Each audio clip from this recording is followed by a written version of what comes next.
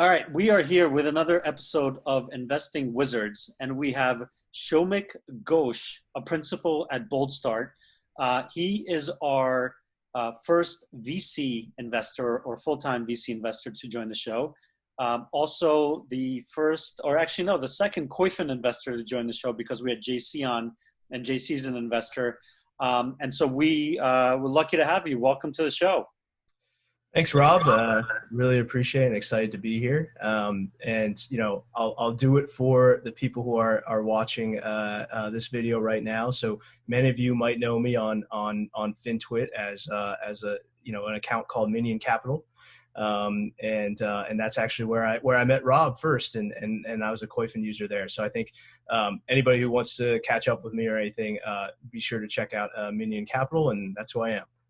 So I was going to ask you where we met to tell that story, because we met on the internet, and I was heading to San Francisco for a work trip, and basically said, hey, does anyone want to meet up? And I don't know if anyone responded, and I think I messaged you directly, and I was like, hey, by the way, I want to meet you. And I just started following you recently at that point, and saw kind of like that you talk about stocks. Couldn't find out any information about you on the internet. You're really mysterious. And so literally your avatar on Twitter is a minion, is like a cartoon. And so I was expecting to basically meet a cartoon who knows about stocks. Yeah. It was, What do you have to say about that? And you don't have to respond to that. And so we met on Twitter. We had that meeting in San Francisco. I remember it was a great meeting. We just, it was much longer than, when you meet someone on the internet, most of the time it's very awkward when you meet them in real life. And so we had a really long meeting at that awesome breakfast place when people used to meet face to face still. And so I've met you on the internet. I met my wife on the internet. And so the internet continues to give me good things. So very, very glad and thankful for that. All right, so let's kind of dive into your background now that everyone knows the backstory. Tell us kind of about yourself, about your background, where you went to school, and what you did afterwards. Yeah, so my background, I went to Carnegie Mellon University in Pittsburgh, and then actually, coming out from Carnegie Mellon, I think. I was always really interested in investment banking. Part of the reason why was I'd actually had an internship at Heinz, the ketchup company, obviously consumer packaging goods, so it does a lot more than that. But, at the time, they'd actually been growing out their portfolio through doing M&A. And so I got really kind of interested in that and realized that these investment bankers were actually the ones who were doing it. So went into banking, was in actually the debt capital markets group at PNC. And at the time, Facebook had just started trading. And I was like, wow, Facebook, why is it valued at, I don't remember what it was valued at, but, 50 billion or so, something like that. Right. And at the time I was just like, this is crazy. Why is it valued so highly? And so the best way for me to figure that out was hey, learn tech valuation. So I was like, I'm going to go to SF. I joined an investment bank called GCA Savvian. And then from there really kind of started getting enveloped into tech. So tried my hand at a startup, went to a venture debt fund, and then was actually on the growth stage side, so investing in companies like Anaplan, Circle CI, Shape Security, which just got bought, and then through that, I kind of met the Boldstart team. I was increasingly focused on enterprise software, and so joined Boldstart, where we're seed stage investors. We're literally the day one partner for our companies, and we literally invest when it's pre-product. So 2 founders. Maybe 3, maybe 1 founder or whatever with a slide deck and just some wireframes and design mocks of how they're going to build their product. That's when we like to dig in and really kind of partner with them to help grow the business from there. That's awesome. And you and I were speaking kind of this week, and I was kind of we're talking about investing in first-time founders and how difficult that is. And I made the comment that I would never, if I were ever in a VC chair, invest in a first-time founder because it's just so freaking hard. But I guess that's a kind of the opportunity is because it's so difficult, and people or VC firms tend to want to invest in someone who has a track record. you find more diamonds in the rough, I guess. Yeah, I think it really just depends more than a first-time founder.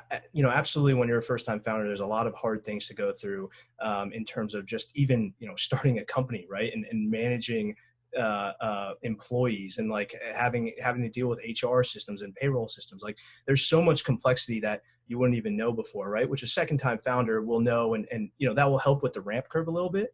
But at the same time, what's interesting is, in investing, it's all about you're investing in people, right? Because people are going to drive the strategy. They're going to drive the capital allocation. Barry Diller, I don't know where IAC would be without Barry Diller, right? Or where Facebook would be without Mark Zuckerberg, right? So it's all about finding these people that have an opinionated, differentiated view of the market.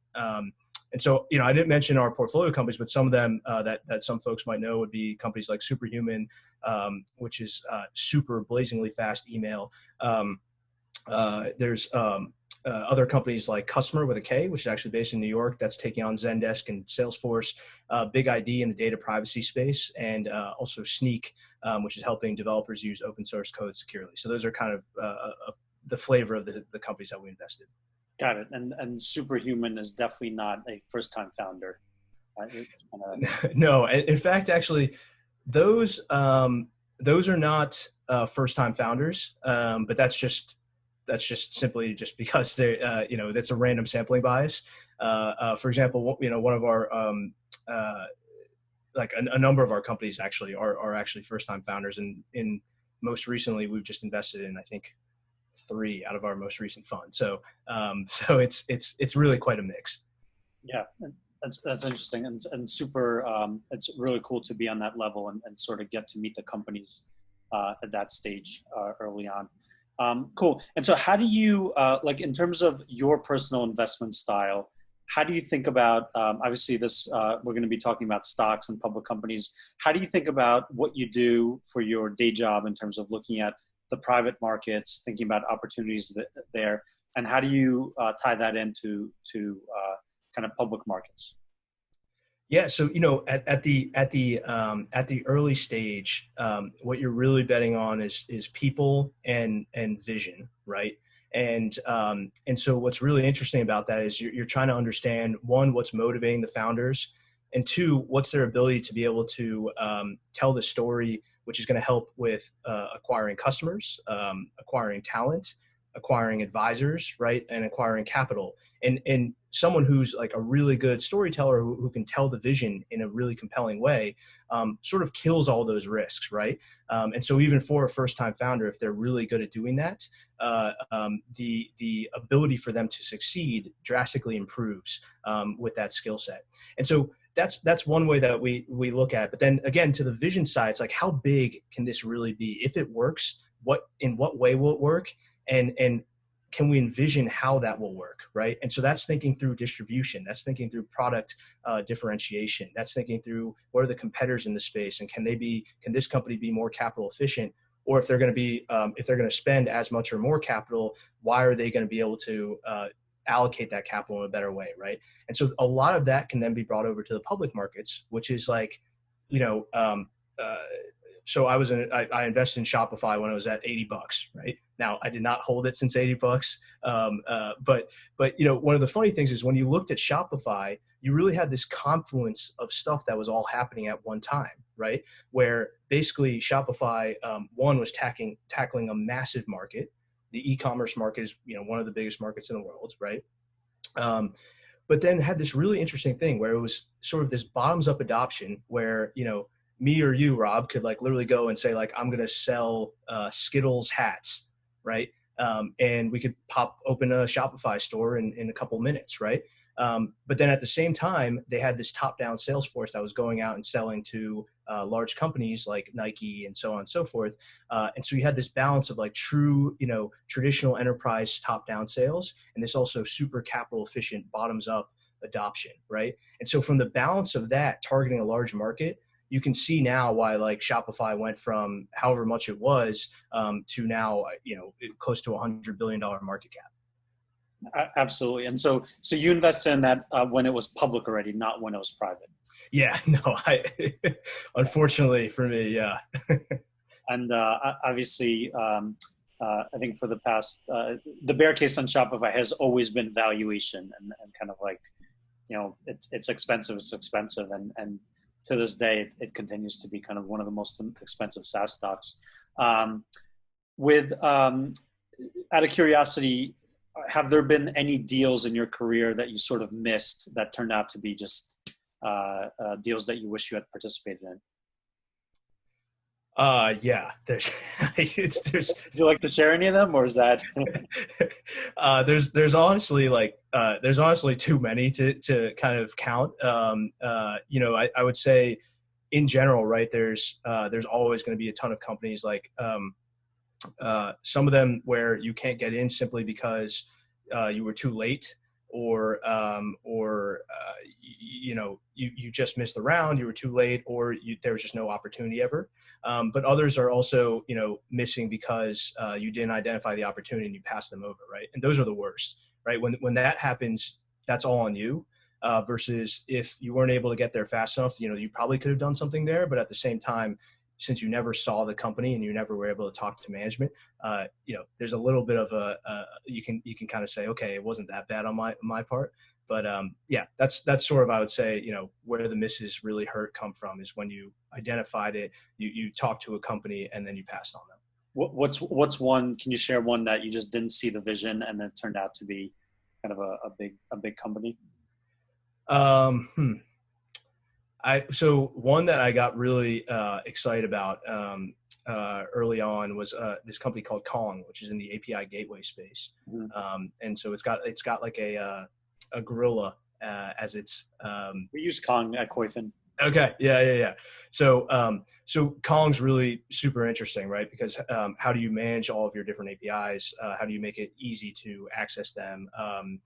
And Kong is basically the kind of layer, the control layer that sort of does all of that. But then what's also interesting is the component of, where they can go from here. So a lot of people have heard about this thing called a service mesh. Kong has a really interesting ability to move into that space. And so will be, has the potential to be a fairly large company, even with competitors like MuleSoft in the space who got bought by Salesforce. So that's one company that, I missed and would have been nice to be in that company. Got it. Okay. You win some, you lose some, I guess. And then what, how do you, is there something kind of about the way that you look at software or you think about investing that you think is different and isn't kind of the same that other people, not funds, this is you, Shomik, how you look at it, investing that's different versus how other people do it?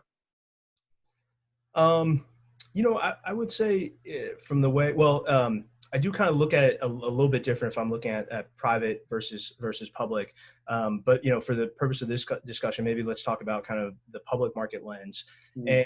And, I would say the way that I think about public companies is in two ways. So when a company's public, right, you have a bunch of information that it's like a fire hose of information that's coming every day because they're posting S1, they're posting 10Ks, 10Qs. There's, transcripts that are happening for various events, right? All sorts of things that are kind of coming on. And then meanwhile, the stock price is going up and down and sideways and whatever, right? All the time. And so what's interesting is because of this constant pricing, you have what I call relative valuation, which is, okay, what is this company worth compared or trading at multiple wise compared to other companies? And so, that's the standard thing where it's like, it's trading at 15x revenues versus maybe Zoom is trading at 35 or something, right? And so that's one way to evaluate. And that's, I think, where a lot of investors in the public markets and SaaS kind of focus is what are those multiples? Oh, this is kind of a high historical multiple. Should I really pay this? But then there's this other component, which is absolute valuation, right? And again, that's what is the complete size of the market and how will they be able to expand into that market? And so a great example is like Salesforce made their core CRM platform, right? But then they used the cash flows of that core CRM platform to buy into other large markets. right? So they bought into e-commerce, they bought into e-commerce management, they bought into marketing cloud, they bought into all these different areas, right? And so they expanded their TAM such that the company went from being something that I'm sure was always at a high valuation relative wise, right? Like the multiple was always high, but then over time that actually turned out to be something that wasn't that high if you were looking at. So that's kind of the way that I like to think about it, is like in some cases relative valuation may seem like the company's expensive, but then if you look at it in terms of absolute valuation, you can kind of get a different frame of view to look at the company. Got it. And so this works for high growth companies that are executing on that growth and are able to find other markets.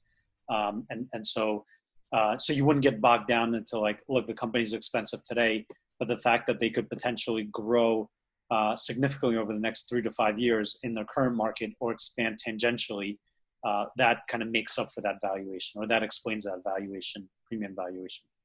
Yeah, and again, this goes back to capital allocation, right? So if you believe in the people and you believe in the management team, like Toby at Shopify, I would say, every single interview you hear with him, he's extraordinarily thoughtful about company culture, about where the company should move into and how they should move into that space, right? So one, there's an implicit trust on the management team that they're going to be able to execute. But then two, it's what are they doing over time to move into adjacent markets, and how big is their core market that they're attacking, and then how are they positioned in that market, right? So all of those different dynamics are something you constantly have to keep in your head. But as you evaluate them, that's where you can kind of truly find the long-term, 5-year winners. Got it. Yeah.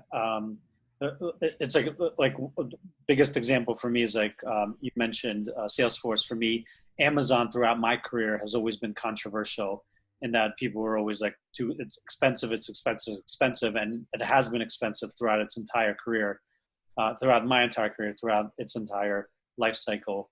But Bezos has been able to execute on his vision of dominating so many different parts of the market, and in hindsight, obviously that valuation was justified, and is probably justified today as well.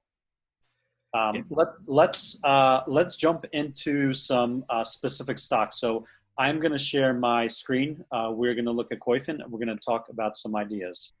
Okay, so so before we get into the stocks, we're going to talk about software and cloud software in particular. What I wanted to do is pull up the performance of some software, kind of put it in perspective. So here I'm in the performance graph. I'm going to pull up IGV, which is your traditional software ETF. I'm going to pull up a ETF called the Wisdom Tree Cloud Computing ETF, and I'm going to pull up NASDAQ here as just kind of like some benchmarks. And then over the past year, this cloud computing ETF is up 55%, NASDAQ's up 31, software is up about the same, and SPY is up about 6%. So this is kind of, I think we all know that software has done very well, or cloud computing has done very well over the past year. If you look at it over the past 10 years, you get this index was just started last year, so not a lot of relevant performance, but here you have software and tech that's significantly higher than regular equities, and obviously this is kind of like where, or you tell me, Shomik, what's going on over here? Like, why is software really taken off over the past 5 years?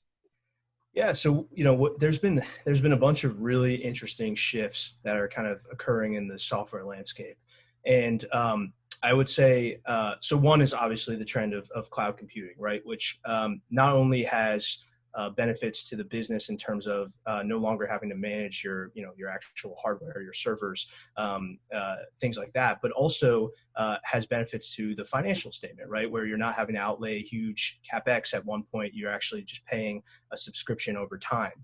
And so that kind of blend of somebody else taking over the infrastructure and dealing with that, and then this kind of financial model benefit to it as well, to your cash flows, really just kind of spread this whole adoption of the cloud, which led to a lot of I would say software companies really doing well.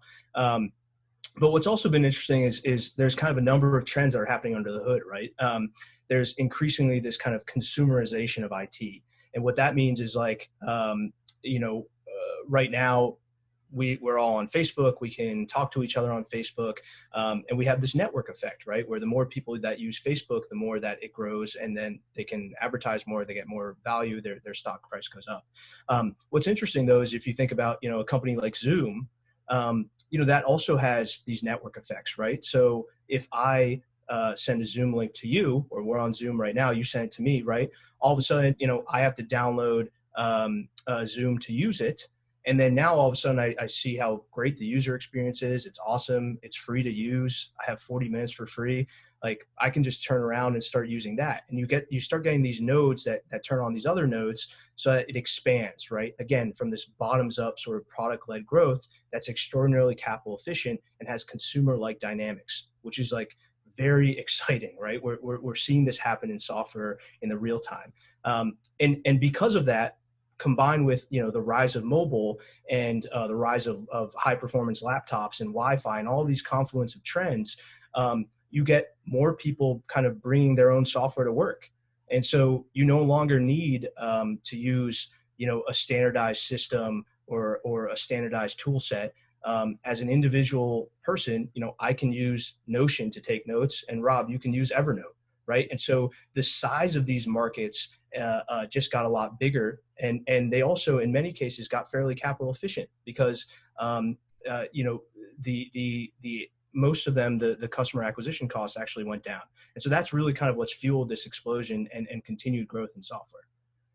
Interesting, and so another way to look at this is if I look at it seems like if we look at it over the past 1 year, I think we would all intuitively say like cloud companies and software companies are really outperforming, and that's definitely the case. Like if I look at it over the past 3 years, depends on the time frame. Software is the top performing ETF here, so software, tech, again, cloud starts here. Let me take this off because it doesn't have a long history, and SPY here.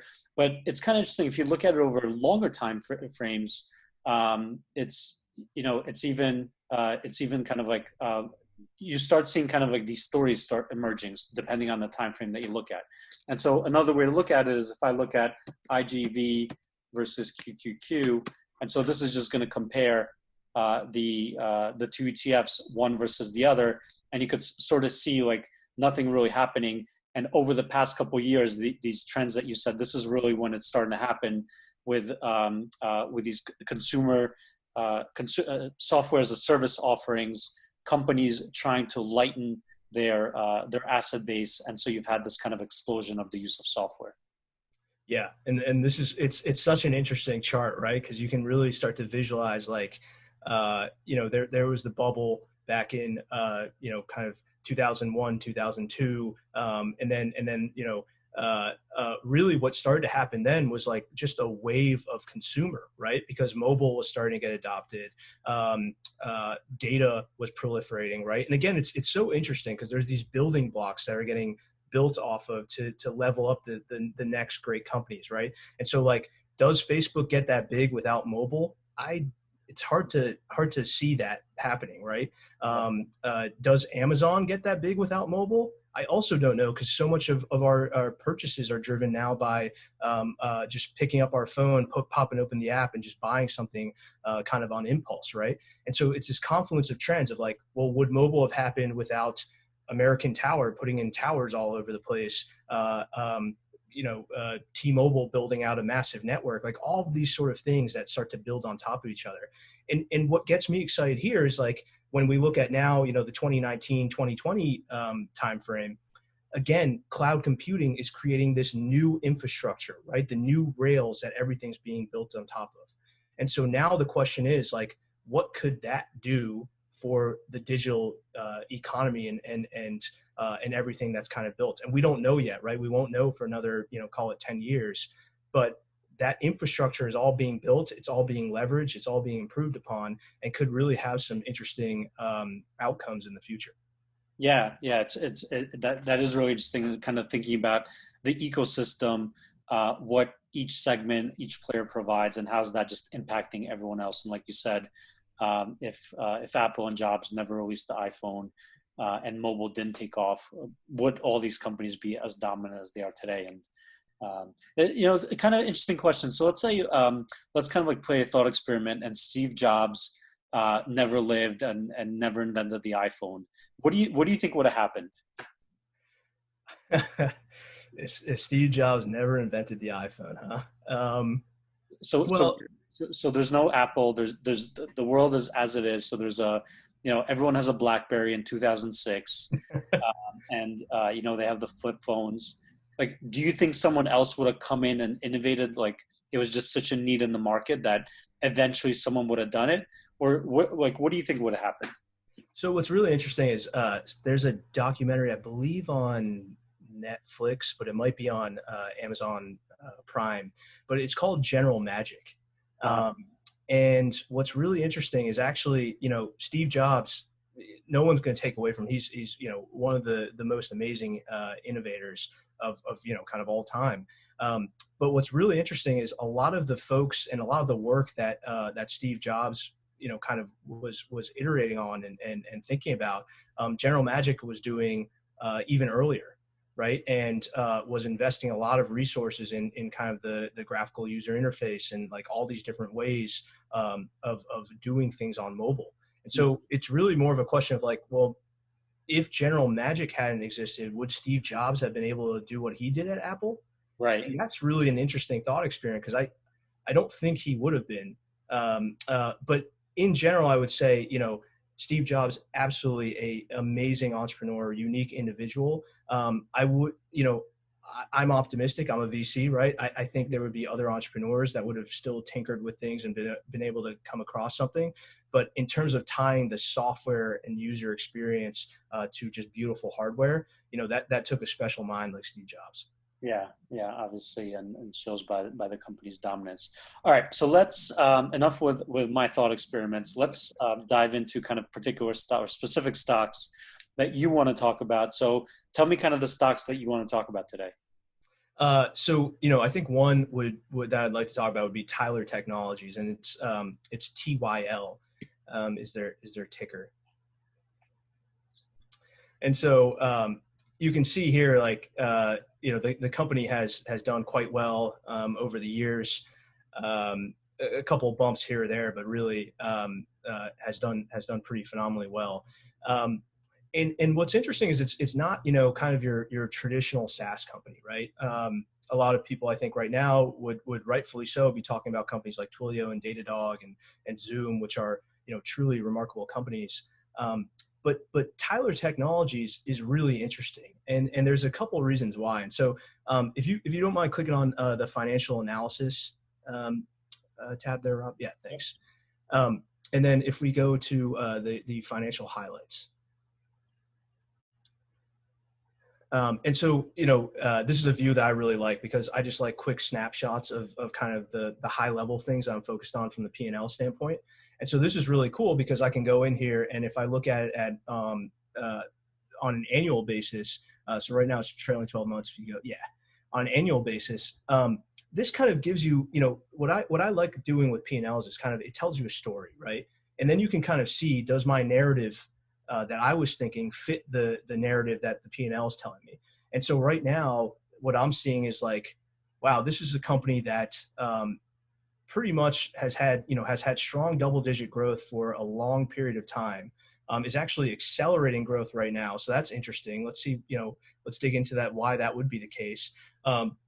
Has strong gross margins, certainly not as high as, some of the other companies out there, but still fairly strong. And then you look at their EBITDA margins, and those are really high, right? Those are quite high for a business. And so what you start to see is like this story of like, wow, okay, so what's going on here? So why are their gross margins depressed? Maybe there's a services component there, right? Well, why do they have a professional services component? Probably because, they have to do some pretty decent hand-holding and implementation with their customers. Well, while that may seem like a bad thing, right, because they're doing low-margin services, at the same time, like that means that probably if they're doing a successful implementation, then are able to continue innovating on their core product, they'll be able to retain that customer for a really, really long time. And in fact, if you look at Tyler Technologies transcripts, I think their retention rate is like 98%. Don't quote me on that, but it's basically like less than 5% churn annually of their customer base. And it turns out the reason why is because they're selling to local and municipalities, state governments, and even the federal government, right? So like once you get into those customers, there's a long RFP process. You have to, there's tons of security things you have to go through, all this sort of stuff. And so once you're in, as long as you don't mess it up and you maintain the hygiene there, you really get to you get to build a big business and a lot of cash flow. And so that's kind of why I like this snapshot. But if we go to the valuation multiples now, so this is kind of interesting, right? Because then you start to think about, okay, well, so I know this is a business that sells to government customers, has really high retention. The government market is quite a large market, right? And then also as you learn more about the business, there's a cloud transition going on. So there's a lot of different things happening under the hood that are pretty exciting. So now you go and look through the valuations. You say, okay, well, in 2015, it was at 10.1x, then it was at kind of 7x, right, for a while. And then now all of a sudden it's kind of like 12 and 11x, next 12 months, right? Forward multiples. To revenues, these are revenues, not earnings. Not earnings, to revenue. Yeah. Price to sales, in this component. And normally in software, what we would do is we would tease apart what was services revenue and what was recurring revenue. And so what I like to look at is almost more of an ARR multiple. So, taking the last quarter subscription revenue and then multiplying that by 4. Because that gives you a good sense of like, especially with a call it a high retention business, you can be fairly certain that revenue will continue to be around for the next year, and so that gives you like more of a forward-looking view than even analyst estimates sometimes. But what's interesting here is now I look at this and I'm like, okay, well, so it's 12x trailing revenue and 11x forward. That seems like it's quite high compared to where it is historically. But then this is where the relative basis comes in, right? If you look at kind of like Zoom or something, they're at like 35x. They also have a different P&L. They're much more capital efficient, but there's capital efficient and growing, 100% year over year or something like that. But there's, this is where you start to kind of calibrate in your mind, like what's happening, what's going on. And so when I look at this, I'm like, okay, it's at the high range of its valuation. And then normally I'd go in and graph this actually to look at kind of what the fundamentals look like over time. And then I look at the enterprise value. And so I say like the enterprise value is 13.2 billion. So again, if we're going through this exercise on a relative basis, it's trading at 11.2 times forward sales. Granted, it's only growing 16% year over year, but it's profitable and highly free cash flow generative. So that's like reasonable. I don't think that's an insane valuation.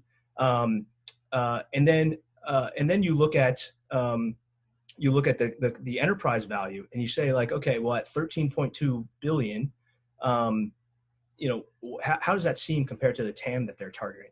Well, they're targeting the government space, right? And they're probably one of very few that can actually even go into these RFPs or even get included in these. By the way, RFP means request for proposal. Gets included in these things. And so that's where you get really excited, right? It's from a relative basis compared to where everything else is trading. It looks reasonable. It's profitable. It's free cash flow generative. And, from a EV to EBITDA multiple, you can see 40x times next 12 months. That is definitely high, but for how, for the margin profile of this business, that 40x can quickly compress to a much lower number in the future, right? They're continuing to invest through their P&L in growth opportunities. And then at a 13.2 billion enterprise value, I look at that and I'm like, that's actually still low for the complete size of this market, right? And so that's why TYL actually is one that I'm super excited about right now, because it's got a lot of trends. It's got strong retention, strong cash flow, it's got very few competitors that can even go up against them. And so that's a company that I'm highly excited about. Got it. And so as you're kind of mentioning that, and as you're saying you like to graph stuff, let me just graph out some of these things. And kind of this is, it's interesting. You go to the table. I usually go to the chart in the beginning to kind of look at some of those trends. So let me look at EV to sales on a forward basis. And if I look at kind of the 20-year view of this, which is interesting and gives you a long-term perspective, I see a couple of things. So one is, let me just switch this to, this is going to be a little bit easier to see. So one thing is, I see this very smooth line for the past 20 years of a stock price that goes up and doesn't really pull back. And so that tells me that there is a very defensive nature in this name, not knowing the business. And so it deserves a higher multiple because of that. And so would this fit into kind of a thesis of a compounder, of someone that's just compounding cash flows year after year? Yeah, and the crazy thing again is like when you have that much strong retention, right? So there's two different components that we can kind of talk about with some other companies as well. But there's gross retention, right, which is out of 100%, and that's how you look at your annual churn. And then there's net dollar retention, which can actually be north of 100%, right? Which means you're selling more to your existing base than you were before. And so I don't believe Tyler Technologies discloses their net retention, although maybe they might. But I imagine it's probably in the, call it 105 to 110% range. Mm-hmm. And they're, again, I think their churn is around 2%. So that's around 98% gross retention. And when you look at that, that is a stable business, right? Like that is like as recession proof as you can ask for. They're not losing customers. Those customers continue to pay them. It's, by the way, the government doesn't default that often. And if they do default, there's a lot more bigger issues that we all have on our hands. Right. And so that's what makes this really kind of an interesting compounder, where they're collecting the free cash flow from those customers. They're investing in their product. They're investing in their sales force to increase their distribution. And then also potentially evaluating tuck-in acquisitions. They're pretty active in the M&A space. And they're basically adding to their different products that they offer to their consumers over time to increase the TAM that their business is targeting. Got it. And I see kind of like, if I look at the revenue growth year on year, you definitely see something that's cyclical up until sort of the past 10 years. And you haven't had as many dips, right? And you haven't had these kind of periods where the growth rate goes to zero. Is there something that's changed about their business that makes it a much more stable company? Yeah. So one has been just, I think more and more governments at the local level and at the larger level realizing that they really need to kind of do digital transformation to be able to actually serve their company. So that's one. Two is then the transition to kind of subscription pricing, right? Where then you start to get this more of a smooth curve that's happening, and they're still going through that transition. But that's something that gets me in particular really excited about it. By the way, you can see like some of these areas, like the government shutdown was in 2011, right? So like that trough right there, there's a reason for it, right? Because the government shut down, and it was for like 3 months or something like that, or I forget what happened during that time. But anyway, you can imagine that obviously the government was a little bit more aware to spend when like there was talk about, hey, we may not have any budget to spend, right? So that cyclicality and that cyclical nature sometimes also has deals with issues that you couldn't even foresee. Interesting. And when these businesses are migrating from kind of legacy licensing businesses to a SaaS model, a couple of businesses have done that. A couple of software companies have done that very successfully, and that kind of causes their valuation to increase. So is Adobe kind of the best example of that? Yeah. This is an incredible story. Yeah. So kind of here, same thing, where revenues were very cyclical, tied to the economy, and then over the past 10 years, they're in they basically changed the business model so that revenue is just much more steady, much more predictable, and you have the sales multiple, which has reflected that, going from about 5 times to 15 times. Yeah. And again, just to kind of double click on what that was, right? You were selling like one-time licenses. So you would get this huge revenue spike. But then if there's any sort of cyclicality in the business, then or in the macro environment, all of a sudden your customers already paid you, right? So they won't be paying you until, you know, the next, you know, at the time, in some of these older times, like the next CD-ROM came out, right?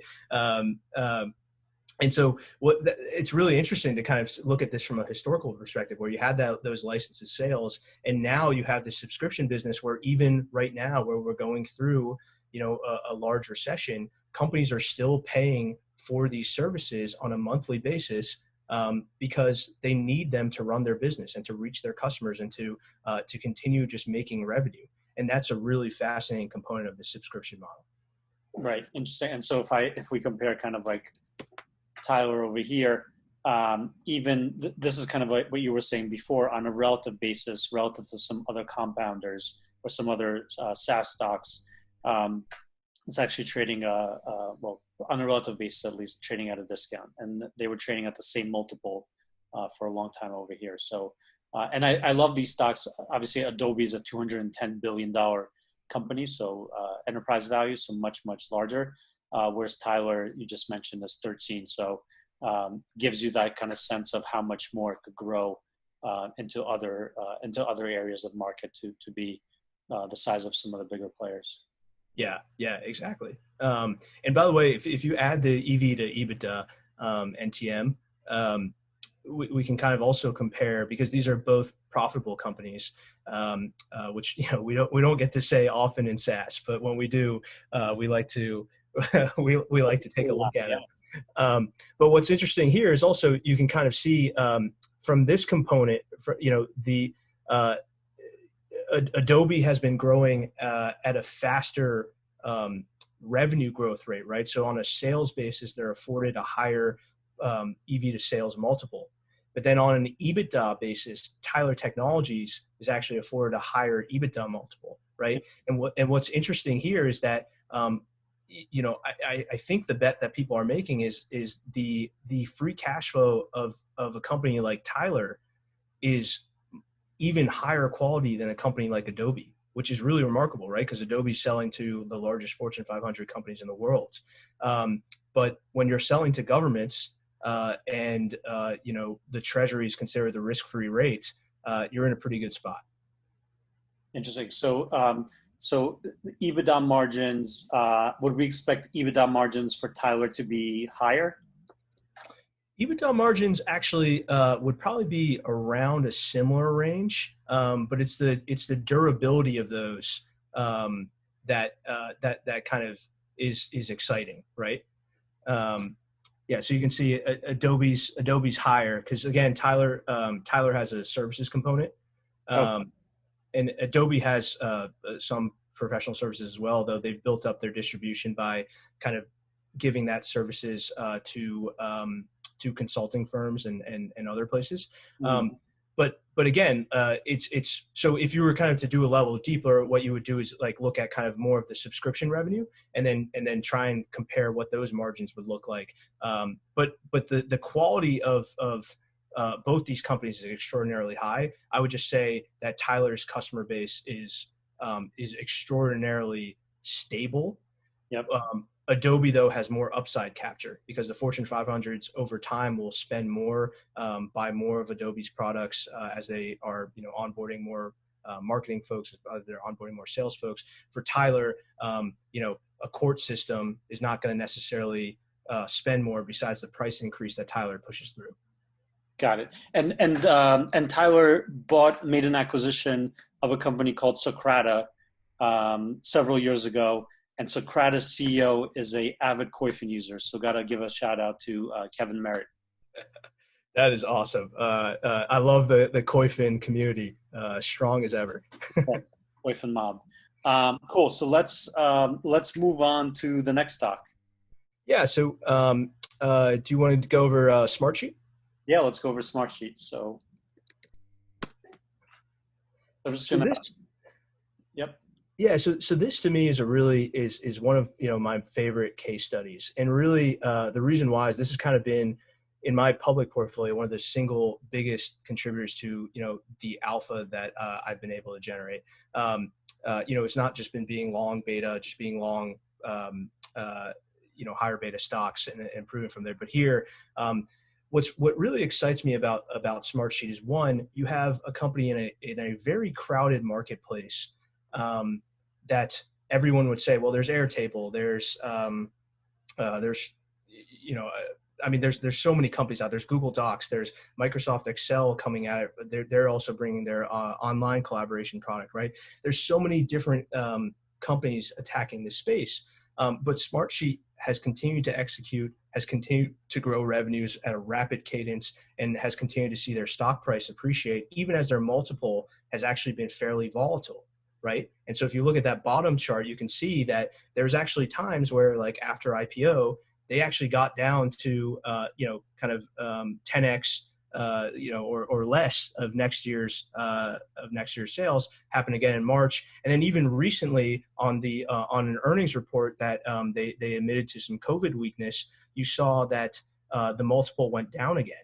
And so again, as you know, what got excited for me was I've been in and out of the stock over time, just kind of trimming my position or adding to it when it gets cheaper. And here, what happened recently really got me excited because, I think before this, and if we, put the EV on the graph, we can see, but before this, SmartSheet was close to, I think, like an $8 billion enterprise value or something around that range. So maybe it was 7 billion, right? Or 6.6, yeah, close to 7. So they're around 7 billion. And then all of a sudden they went down to basically in the $4.5 billion range almost. Yeah. And so that was really an exciting thing, because if you knew about this stock, if you understood kind of their bottoms up acquisition model combined with this top down sales model, and you're able to look through at the long term, you got a really attractive cost basis to get into a company that I think is very high quality in a SaaS market where everything is trading at 15x NTM revenue. And so when we were looking at kind of the other companies, they were growing revenues at like 25%. This company is growing revenues at 50% still. Yeah, it's growing really fast. And what's really interesting too is it's this bottoms up kind of consumer type of motion. So the capital efficiency with which they're doing that is really remarkable. And you can do that basically by teasing out, there's kind of metrics that SaaS investors use, like sales efficiency, things like the magic number, various different ways that you try and tease out what the unit economics are looking like. But the other thing is just kind of, even if you don't do that, just take a step back and say even try and download SmartSheet, right? Because they got a free tier. And so you can just literally just be like, hey, by the way, you don't even have to download because it's in the browser, but you could just try out SmartSheet from just going to their website, right? And so imagine what that looks like. There's no customer, there's basically the customer acquisition cost is maybe some marketing dollars that they had to spend, right, to get you to know about SmartSheet, to go to the site. But also, Rob, I think the way you learned about the company was from me telling you about it, right? That's right. And so that's crazy. That's word of mouth enterprise software adoption. And then remember, enterprise software, the retention rates are, for good companies are in the 90 to 100% range.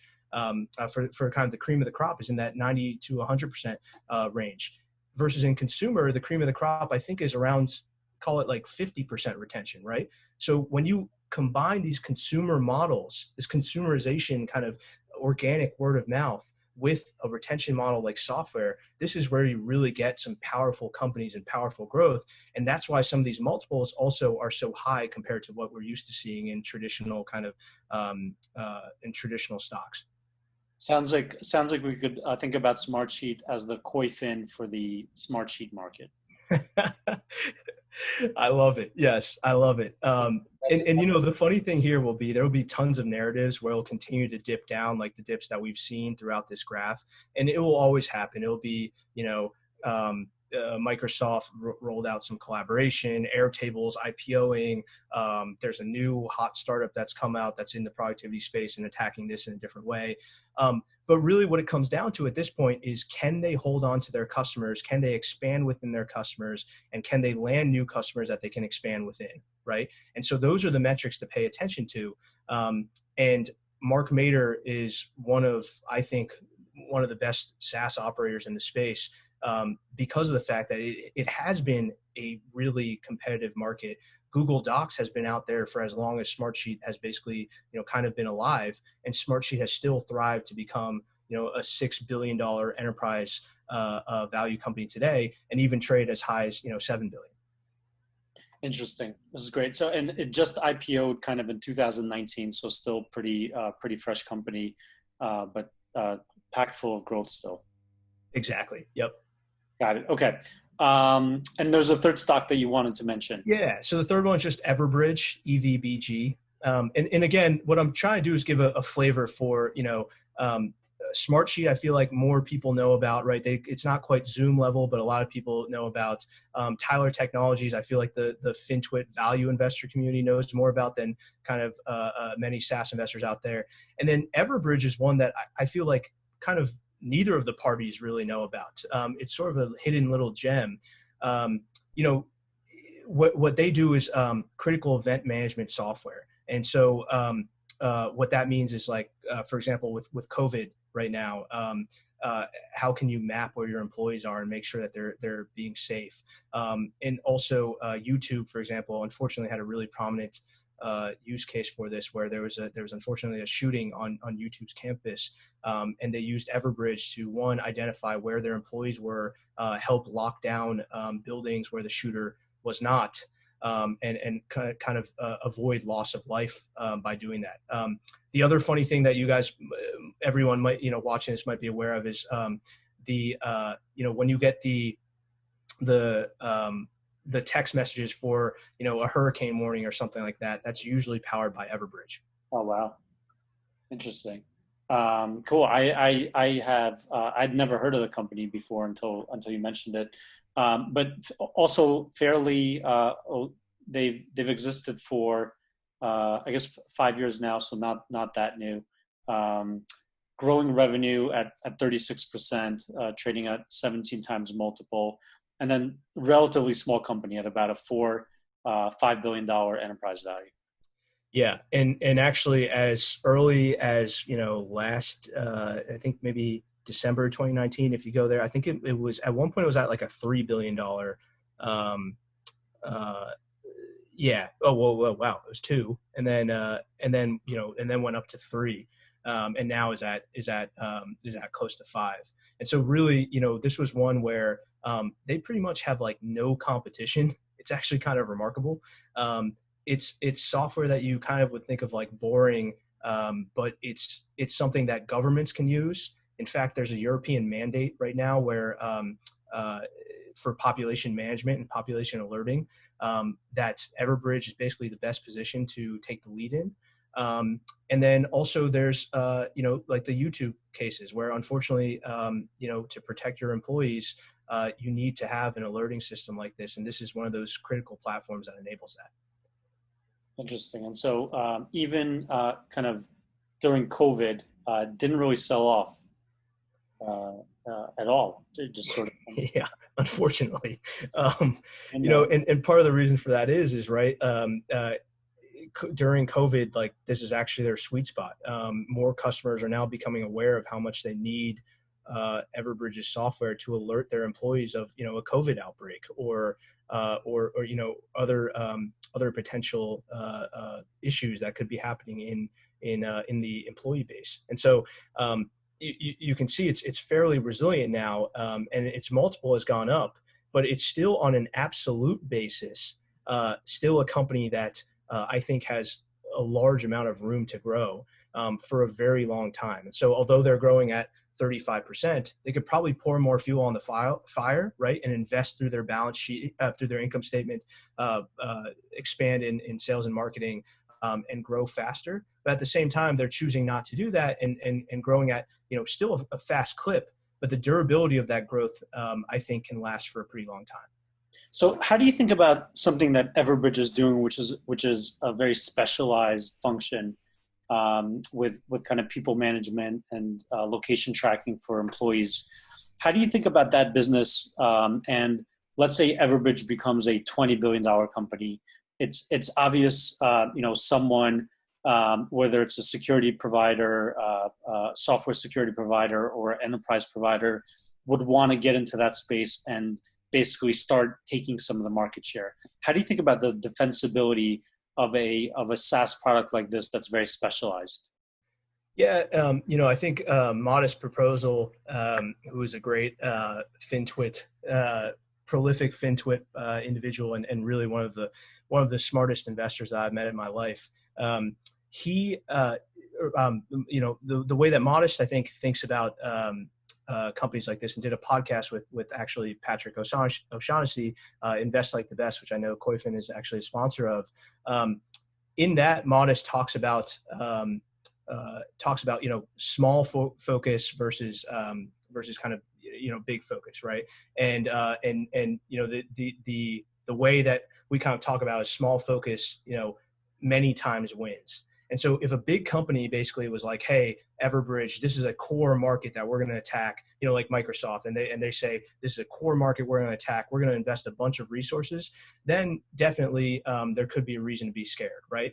But at a big company like Microsoft, they have so many priorities going on that unless it's really a core focus from them, Everbridge can iterate on their product faster, can stay closer to their customers, which will influence the product roadmap.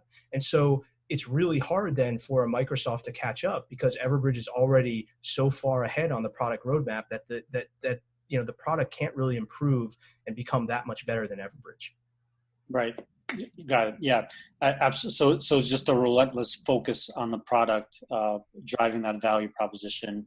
And that's a question that I always get from investors is, what makes Koyfin kind of defensible and different, and why doesn't one of your competitors just start doing what you're doing if you're so successful? And that's sort of, I can definitely relate to that in terms of focusing on data visualization, UI, and it's not something that's a commodity. It's actually pretty difficult to do. Yeah, exactly. Cool. Awesome. And I imagine these stocks, because they're high multiple, they have high short interest. Do you look at high short interest? Is that something that's like part of your investment process? It's not really, because hopefully the stocks that I'm investing in are I find a lot of times companies with very high short interest are sometimes, frankly, stocks that deserve to have high short interest. Now, in some cases with SaaS, right, what you'll have is like when the multiple is really high, then you'll definitely have that. But I do think about that for some of the other stocks in my portfolio where it's more of traditional kind of manufacturing or stuff, in which case if I see a trend inflect and it's got high short interest, then I get really excited, right? Because then you can really see some massive moves in the stock when shorts are covering. So I think that short interest, there's no kind of like, it's very hard to tell whether high short interest is good or bad. I subscribe to the theory that if you have high short interest and the fundamentals continue to be there, it's actually more buying power or potential buying power as the shorts have to cover. And so these stocks, obviously, Everbridge and SmartSheet don't have a long history, but we could see that in Tyler, they actually have a pretty long history. And let's actually pull up the Tyler G.P for my little price chart. And I'm just going to pull up short interest here to look at short interest versus price. So here in kind of like 2009, I'm not sure what the thesis was here, but probably a lot of people thought that governments don't have money to spend, or maybe it was shutdown fears. But this actually high level of short interest, when it went kind of down, as it came down here, that was what started, or it coincided with when the stocks started making this kind of pretty sustained up move. So this wasn't kind of like a foreshadowing of any down move. It was just, I guess, people had a short thesis. That short thesis didn't play out. And so let me just actually. Yeah. And one of the cool things, by the way, about a company like Tyler is like, one of the other things I use in the Koyfin chart here is I also look at shares outstanding, diluted shares outstanding, or fully diluted shares outstanding. And basically what's really interesting to me there is like, you can start to see kind of, is this company a share cannibal? Has it been decreasing its count? And if so, then you kind of get some interesting things. Now with Tyler, the reason that their share count is actually growing here is one, issuing options, but two, also they've been acquiring more companies, and they've been acquiring some with cash, but also some with stock. And so, the share price has been going up, but they also on this dip recently, it wasn't a huge dip, but on this dip recently, their share buybacks went into approach. And so they're really opportunistic in their share buybacks, which is again a nice thing to see from a capital allocation standpoint. Got it. Awesome. Yeah. And so this is so a company like if we look at a company like Apple, they've been shrinking their share count significantly over the past 10 years, and you could sort of see it here.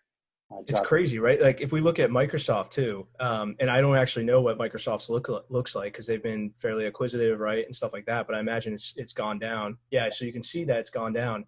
And the amazing thing is like this is what software companies can do, because you have such high margins that when when your growth starts to slow, you start to look for acquisitions to move into other areas, right? Expand your TAM. But also you start to look at, well, is my stock cheap? And if it is cheap, then you buy a whole heck of a lot of it, right? And so that you get these share cannibals where the share price is going down, so the free cash flow per share is actually going up. And then that's where really this compounding happens over time, and you can get some really great returns over 5-10 year time horizons. Right. Okay. I don't want to open up the can of worms here, talking about share buybacks, whether good or bad. We will leave it to that. But awesome. Those are thank you for kind of like giving us those ideas. Let me kind of ask you some closing questions that I sort of ask all my guests unrelated to investing. So, favorite movie over the past year? I really enjoyed this movie called Molly's Game on Netflix. And so I would definitely watch that. It was a really cool, true story about this woman who started up high stakes poker games with pretty much the most famous people, highest ranked people in the world, and it's really just a fascinating story. And really, any Aaron Sorkin movie is really good. For sure. Okay, and then when I met you, you lived in San Francisco. You moved to New York right before COVID hit. I remember you moved, and we were supposed to get dinner at La Artusi, which is one of my favorite restaurants, and that never happened. So, you've had obviously not the full New York experience, but do you have any thoughts on New York versus San Francisco? New York is one of the most vibrant places in terms of diversity of culture and diversity of jobs, and just people doing just amazing stuff at all times of the day. I think San Francisco is a beautiful place. Really enjoyed my time there. But I would say, the culture in New York is really remarkable, and something that I've really enjoyed so far. You think 20 years from now, San Francisco, Silicon Valley is going to be as important to the VC and startup ecosystem? I think it will always be pretty important because there's sort of network effects that happen with just the companies that are being formed there, the knowledge base that's there, and then gets shared down and matriculated to other folks. But at the same time, at Boldstart, for example, we've increasingly been investing more internationally in companies like London, France, Germany, Israel. And so we think that there's, more startup hubs forming everywhere, and it will increasingly become distributed, especially because technology is empowering this ability to work remote. Yeah, absolutely. And then final question, how can people follow your views, follow you? What's the best way? Yeah, well, I already disclosed it here, which I think is the first time I've publicly disclosed it. I think I've actually deleted my tweets that exposed it before, but I'm at Minion Capital. That's my anonymous Twitter, or my real Twitter is at Shomik Ghosh 21. And happy to chat with folks anytime about companies, about business models, about enterprise software, about tech. I love these things and really enjoy it. So, always open to talking with anybody. Awesome. And maybe you can meet another startup founder like you met me. Cool. That's awesome. Shomik, thank you so much. This has been a great conversation. Definitely the longest one we've done, but I think the one that had some really good single stock content. So can't wait to share this with people. Thanks a lot. All right. Thanks, Rob. Have a great one.